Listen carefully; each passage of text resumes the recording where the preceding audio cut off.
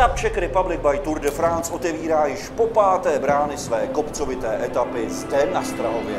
Tento fenomén silniční cyklistiky přitahuje každý rok tisíce zblázněných duší do silniční cyklistiky. Letošní ročník je v mnoha ohledech jedinečný. Se Strahovem se dneškem na následujících pár let totiž rozloučíme. I přesto, že letos můžeme na startovním roštu potkat ostřílené profíky nebo světové tváře v čele s Bradley Wigginsem, Petrem Čechem nebo Zdeňkem Štybarem, tak primárně je Etap Czech Republic pro všechny vášnivé cyklisty, kteří mají jedno motto: nesesedneš. Nesesedneš pro mě znamená radost, i když to bolí.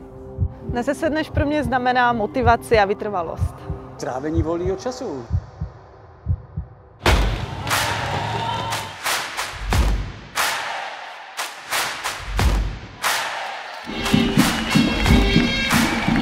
Nejsem tu kvůli výsledku, ale abych se překonal. Kolo mi dává tu volnost. Mísí se tam radost, stres, adrenalin. Nejvíc mě baví atmosféra. Překonávat svoje hranice. Fanoušci všude kolem. Ale teda je tam strašný hluk.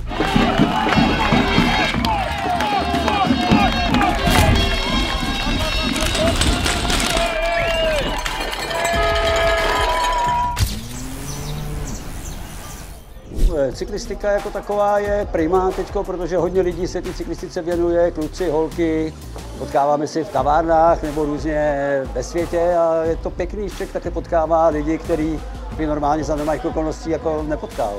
Totální svoboda. Radost a čistá hlava.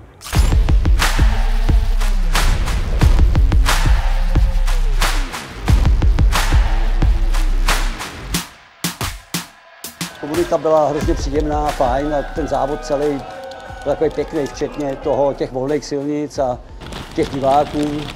Pěkný to bylo. Byla to pecka, ale jsem úplně vyřízený.